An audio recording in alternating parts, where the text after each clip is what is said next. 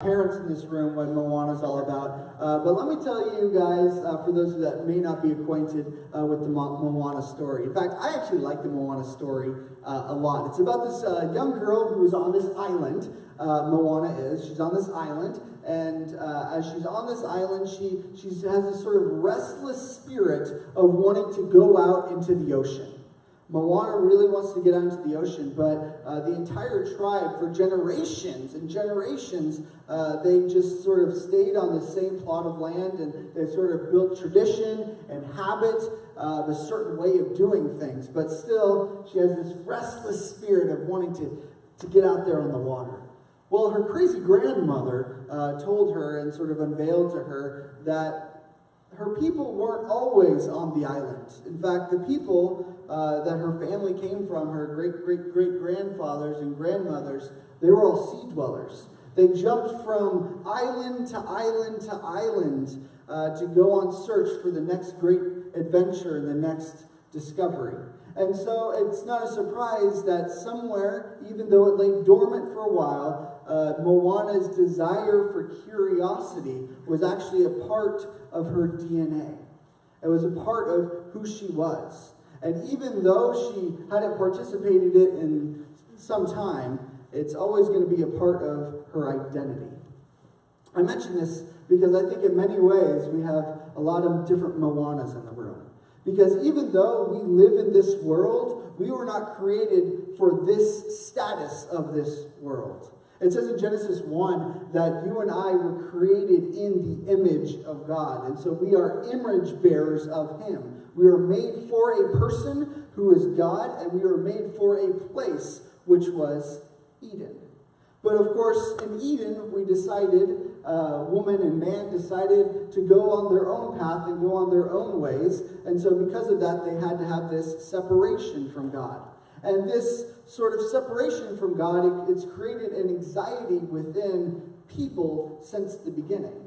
And so you see this evident now when we're going throughout our daily lives, and we just have that feeling like, man, it's just not supposed to be like this.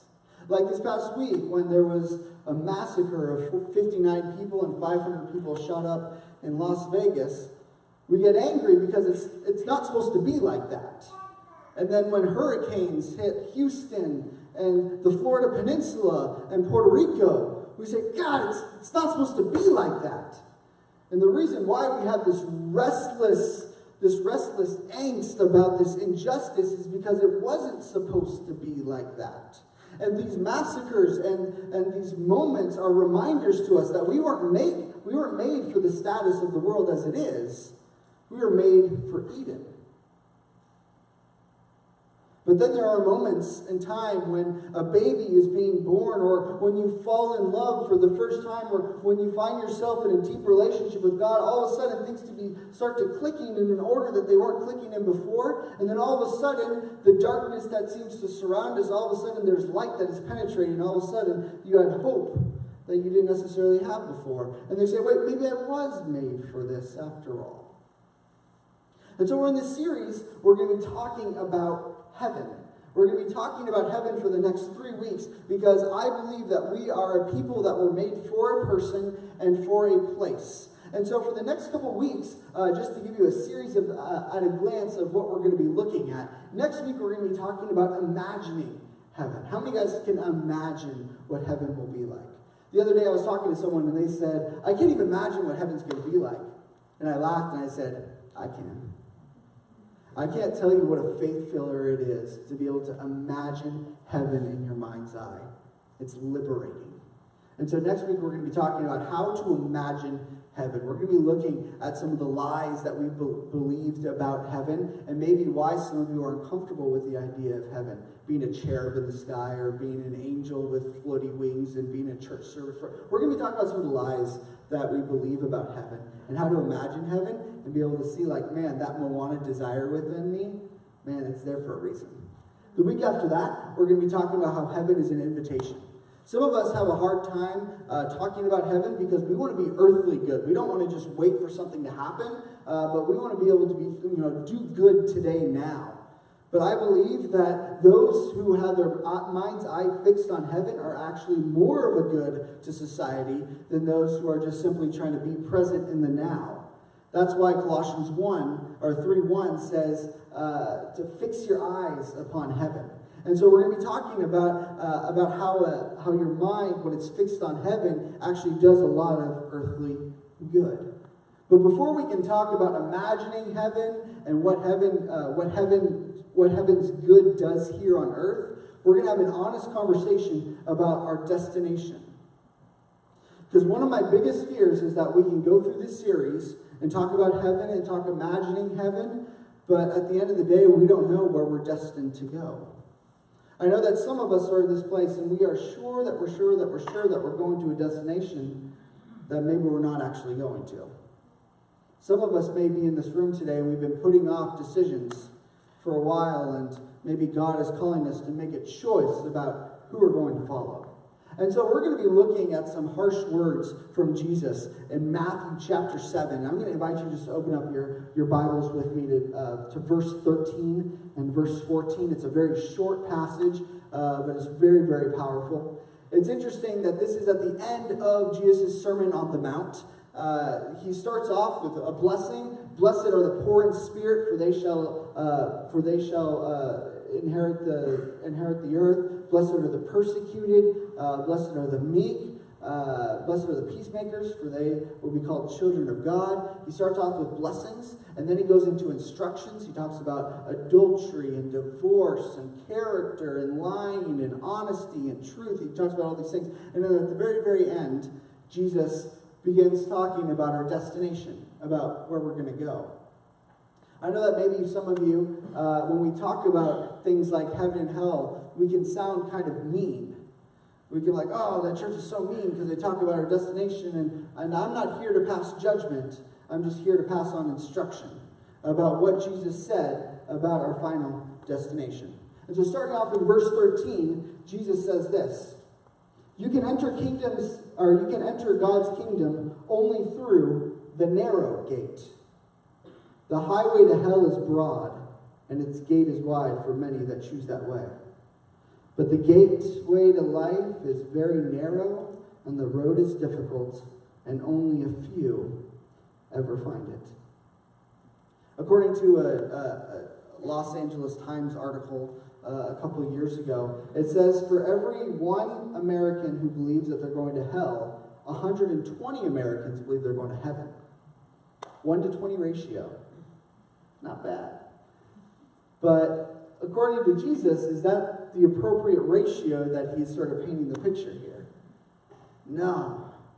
In fact, Jesus says that the highway to hell is broad. It's easy to go down that path. But the path of Jesus, to follow the gateway of life, that's a narrow road. It's a more difficult path. And so even though this passage pretty much spells it out pretty clearly for us, I'm just going to break this down into two simple choices. The first choice that God gives us is this, is that hell is a choice. An easy road to follow. It's interesting that Jesus says here, its gate is wide for the many who choose that way. How many guys fly down Highway 280? Anyone fly down Highway 280? Man, it is. My dad told me once we were driving down Highway 280, I think he was going like 90 miles an hour. He was just flying down this road. I'm like, Dad, you're going way fast. And he's like, man, it's so hard not to go fast on this road. He told me at the time that 280 was designed for an emergency landing for airplanes during World War II. I did some investigation. Turns out he was lying to me. Yeah, but his point stood true, which is probably what dad lie does. His point stood true in that 280, the lanes are really wide, and the turns are so easy. Like, it's hard not to go 80 on 280, am I right? It's hard not to go 80, it's hard not to go 80 on 280. And in many ways, the highway to hell has as much resistance as 280 on a sunny day.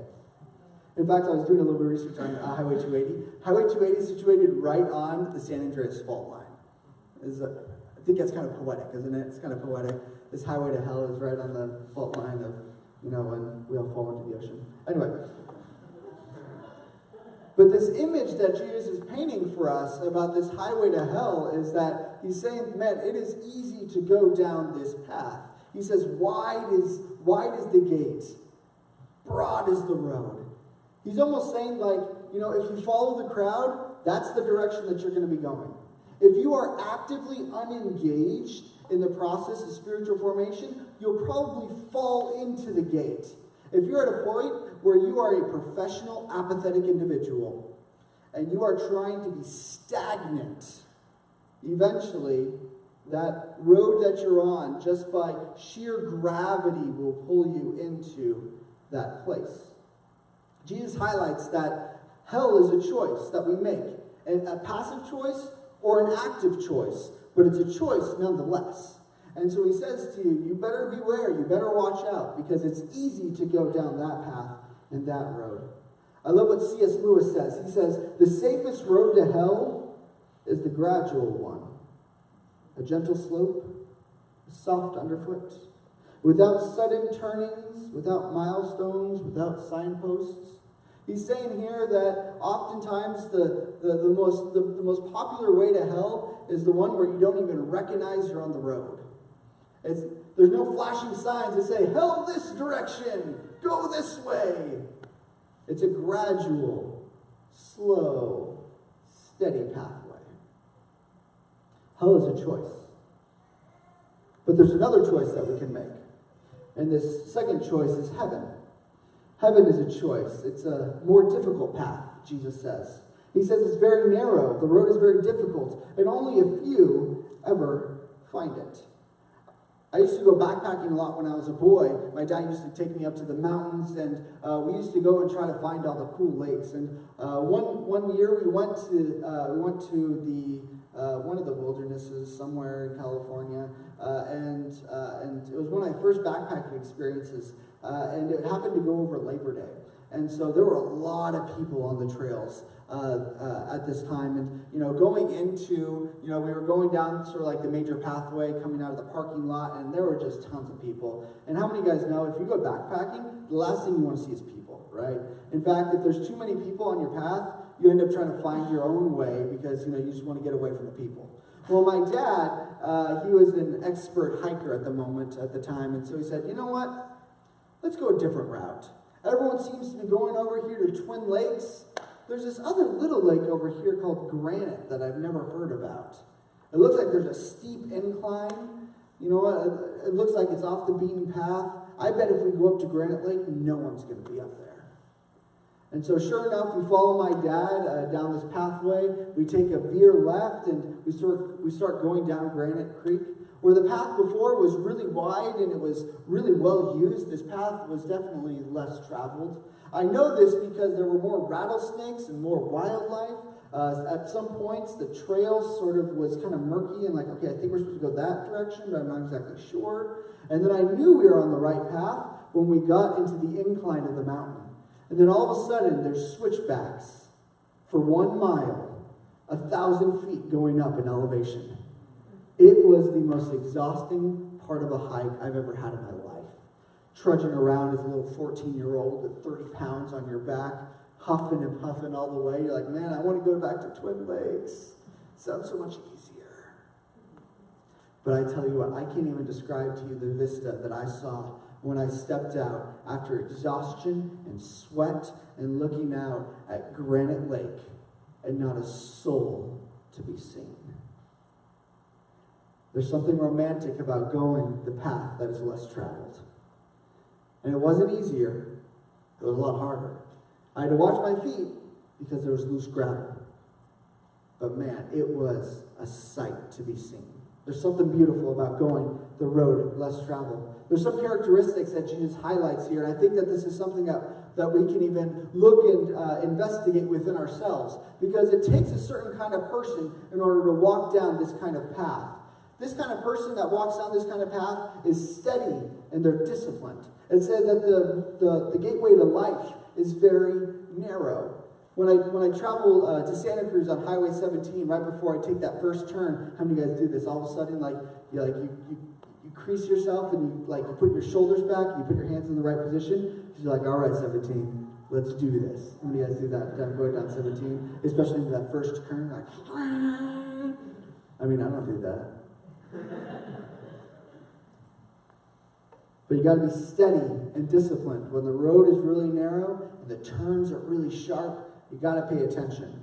So many of us as Christians, as Christ believers, we're just simply unaware of our own spiritual state.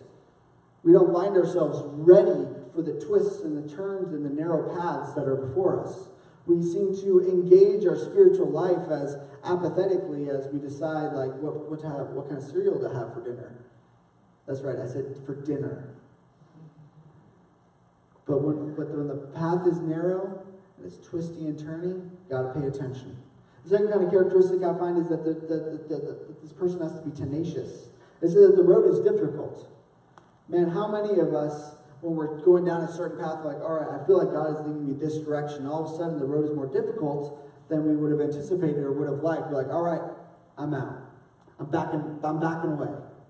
But Jesus says, no, the path that I'm taking you down is a more difficult path. It's not a path that you can just simply apathetically fall into. No, you got to try for this path that I'm bringing you down. You got to be tenacious. You also have to be engaged and intentional. It said that only a few ever find this path.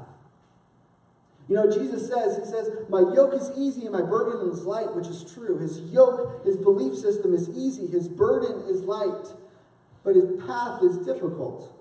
Because Jesus' path teaches us that it is that we're required to forgive if we are going to be forgiven.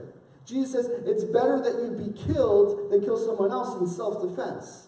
It's difficult to follow the path of Jesus because he calls us to a high standard of forgiveness, a high standard of love. Not the kind of love that's convenient, but the kind of the love that moves us out of our comfort and makes us vulnerable to be hurt. That's the kind of path that Jesus leads us down.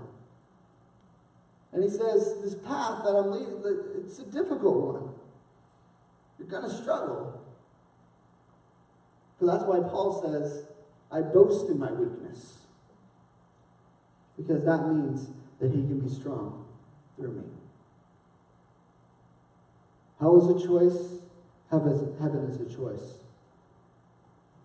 And we're going to come to a point where we got to decide which way we're going to go. And so the big question I think that many of us are asking is this: can we be sure that we are saved? Can we be sure that we are saved? I was reading last night about a story about a famous singer, and she was invited to sing for a certain wedding. And the ceremony was beautiful and it was elegant. There was a bunch of, people there that were, A-class listed individuals. Like, there was a lot of money at this wedding. And so she sang her song, her solo, beautiful ceremony, and then they go to the reception. The reception, I think, is at the top floor of a skyscraper. And so they go up and they go to the top floor, and it's right there on the top there, and they're in line to be checked in to go into the area. They can smell the bacon-wrapped prawns. They can see the fondue fountain. There's Jason Mraz playing. That's pretty cool. There's all these famous people inside and dignitaries, and she gets to the front and she goes to the usher and she says, "Hi, my name is da da da da da." And the usher looks through and goes, "That's funny, I don't see your name. Can you spell it?" "Oh, sure, it's da da da da." And he goes, "I'm sorry, ma'am, I don't see your name on this RSVP." And she goes, I was a wedding singer. There must be some sort of mistake." And the usher, without batting an eye, says, "I'm sorry, ma'am, you're not on the list. Usher, can you greet her to the elevator?" And so, in a baffled stun, she is walking back to the service elevator, and the usher goes and helps her into the elevator, pushes G for garage, waits for the door to shut. And then she's going down. Her husband asks her, "Man, what happened?" "I wanted some prawns." And the wife, in a stunned, dumbfounded look, said, I don't think I sent in my RSVP. I was too busy. And I think that some of us find ourselves in that sort of place where we come, we do all this stuff for God. We sing at the wedding, we sing on the band, but we never send in our RSVP. So are you going to send in that RSVP? I don't want to talk about heaven if I don't give you a chance. Are you going to send in that RSVP? Do you accept that Jesus is who he said he is, the Savior of the world? Do you believe in your heart? And do you confess that you need him? If you do, you just send in your RSVP. Isaiah says, seek the Lord while you can find him. Call on him now while he is near. Church, now is the time. Now is the place. There's a part of us that says, I'll do that later. I'll send it in later. I'll decide later. I'll change later. I want to get better before I accept. I want to be able to get my life in order before I believe. I want to be able to not have something as bad to confess before I confess. But Jesus says, now is the time, and now is the place to decide who you will follow. Will you stand with me, church?